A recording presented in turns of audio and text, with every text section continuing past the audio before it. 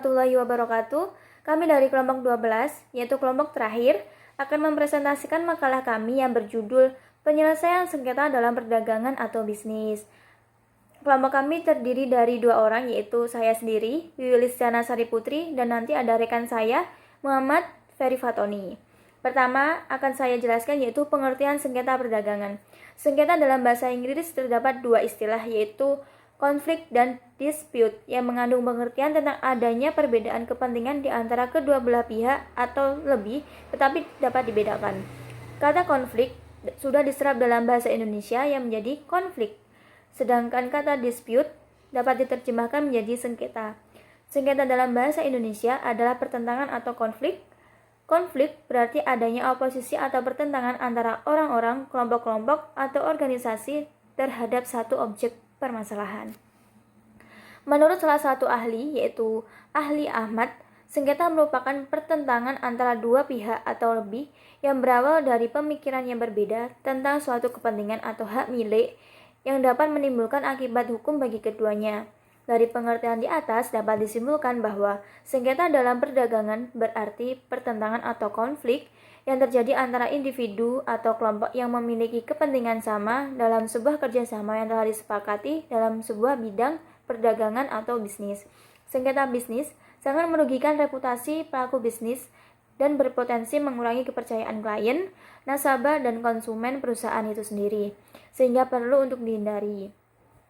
Menurut Johnny Emerson, perselisihan dalam kegiatan bisnis atau perdagangan dapat terjadi pasca atau sebelum perjanjian disepakati, misalnya mengenai objek perjanjian, harga barang dan isi perjanjian, serta pada waktu pelaksanaan perjanjian. Namun, demikian timbulnya bentuk-bentuk konflik tersebut pada umumnya disebabkan oleh beberapa faktor, diantaranya yang pertama, konflik data. Konflik data terjadi karena kekurangan informasi, kesalahan informasi, adanya perbedaan pandangan, adanya perbedaan interpretasi terhadap data, dan adanya perbedaan penafsiran terhadap prosedur. Yang kedua adalah konflik kepentingan. Timbulnya konflik kepentingan dapat disebabkan oleh beberapa hal, yaitu poin A, adanya perasaan atau tindakan yang bersaing, B, adanya kepentingan substansi dari para pihak, C, adanya kepentingan prosedural, D, adanya kepentingan psikologi. Yang ketiga yaitu konflik hubungan. Konflik hubungan dapat terjadi karena emosional yang kuat, adanya kesalahan persepsi, miskin komunikasi atau kesalahan komunikasi, dan tingkah laku negatif yang berulang-ulang. Yang keempat, konflik struktur. Konflik struktur dapat terjadi karena adanya pola merusak, perilaku atau interaksi, kontrol yang tidak sama, kepemilikan atau distribusi sumber daya yang tidak sama, adanya kekuasaan dan kekuatan, geografi, psikologi yang tidak sama, atau faktor-faktor lingkungan yang menghalangi kerjasama, serta waktu yang sedikit. Yang terakhir ada konflik nilai. Konflik nilai akan terjadi karena adanya perbedaan kriteria evaluasi, pendapat, atau perilaku, adanya perbedaan pandangan hidup, ideologi, dan agama, adanya penilaian sendiri tanpa memperhatikan penilaian orang lain. Masuk ke pembahasan selanjutnya yaitu B, penyelesaian sengketa dalam perdagangan atau bisnis. Dalam sengketa bisnis, perkara yang diajukan ke pengadilan pada umumnya dalam bidang prestasi dan perbuatan melawan hukum. Secara normatif, kedua sebab tersebut telah diatur dalam KUH Perdata, yaitu dalam pasal 1238 mengenai wan prestasi dan pasal 1243 mengenai penggantian biaya. Sedangkan perbuatan melawan hukum termuat dalam pasal 1365 KUH Perdata. Dilihat dari prosesnya, penyelesaian sengketa dapat berupa yang pertama, litigasi. Merupakan mekanisme penyelesaian sengketa melalui jalur pengadilan. Yang pertama ada pengadilan umum, yaitu pengadilan negeri, berada pada lingkungan peradilan umum yang mempunyai tugas dan kewenangan sebagaimana disebutkan dalam pasal 50 Undang-Undang Nomor 8 Tahun 2004 tentang Peradilan Umum, bahwa pengadilan negeri bertugas dan berwenang memeriksa, memutus, dan menyelesaikan perkara pidana dan perkara perdata di tingkat pertama. Yang kedua adalah pengadilan niaga. Pengadilan niaga adalah pengadilan khusus yang berada di lingkungan pengadilan umum, mempunyai tugas dan kewenangan sebagaimana disebutkan dalam pasal 300 Undang-Undang Nomor 37 Tahun 2004 tentang kepailitan dan penundaan pembayaran, bahwa pengadilan niaga mempunyai tugas memeriksa dan memutus permohonan pernyataan pailit dan penundaan kewajiban pembayaran utang, berwenang pula memeriksa dan memutus perkara lain di bidang perniagaan yang penetapannya dilakukan dengan undang-undang.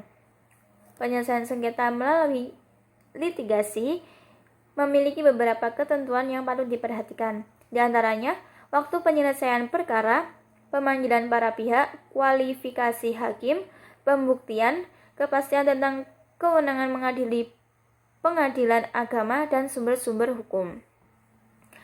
Kelebihan penyelesaian sengketa melalui litigasi atau pengadilan ialah ruang lingkup pemeriksaannya yang lebih luas, yaitu karena sistem peradilan di Indonesia terbagi menjadi beberapa bagian, yaitu peradilan umum, peradilan agama, peradilan militer, dan peradilan tata usaha negara, sehingga hampir semua jenis sengketa dapat diperiksa melalui jalur ini. Kelemahannya, biaya perkara mahal, penyelesaiannya sangat lambat, peradilan pada umumnya tidak responsif, putusan pengadilan tidak menyelesaikan masalah, kurangnya kepastian hukum, dan hakim yang awam atau pada dasarnya hakim harus paham terhadap semua jenis hukum. Dan yang kedua yaitu non-litigasi.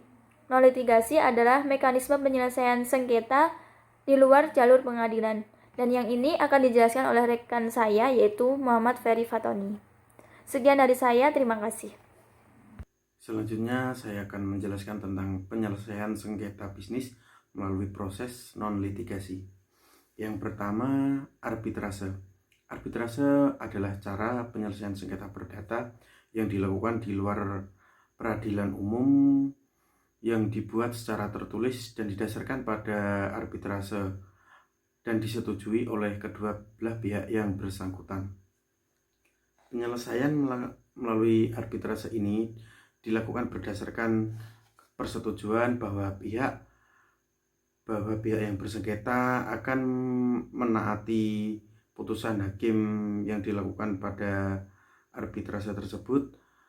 Oleh karena itu, arbitrase disebut juga sebagai suatu peradilan di mana para pihak yang bersengketa atau berselisih menghendaki perselisihan mereka tentang hak-hak pribadi yang mereka kuasai sepenuhnya. Selain menggunakan cara arbitrase, di sini ada juga alternatif jalur penyelesaian sengketa bisnis, antara lain ada 3 macam. Yang pertama negosiasi, yang kedua mediasi, yang ketiga konsiliasi. Yang pertama di sini ada negosiasi. Negosiasi adalah penyelesaian sengketa atau beda pendapat melalui jalur alternatif penyelesaian dalam pertemuan langsung oleh kedua belah pihak dalam waktu paling lama 14 hari dan hasilnya itu dituangkan langsung dalam kesepakatan tertulis. Yang kedua, mediasi.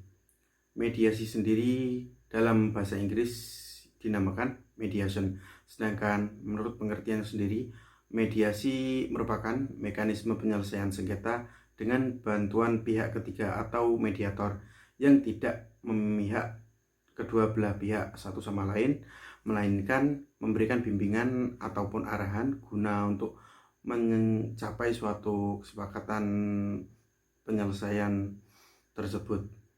Di sini mediator tidak berwenang sebagai hakim yang dapat mengambil keputusan, melainkan si mediator tersebut hanya berperan aktif untuk mencari solusi ataupun jalan keluar di dalam sengketa tersebut. Yang terakhir ada konsiliasi. Konsiliasi dalam bahasa Inggris dinamakan conciliation. Menurut pandangan M. Marwan dan Jimmy, konsiliasi sebagai usaha untuk mempertemukan pihak-pihak yang bersengketa agar mencapai suatu penyelesaian yang dilakukan melalui jalur kekeluargaan. Sedangkan menurut pengertiannya sendiri, Konsiliasi adalah penyelesaian sengketa dengan mengambil inisiatif pihak ketiga atau disebut juga dengan konsiliator yang bersifat aktif dalam mengambil keputusan dan langkah-langkah dalam penyelesaian sengketa tersebut.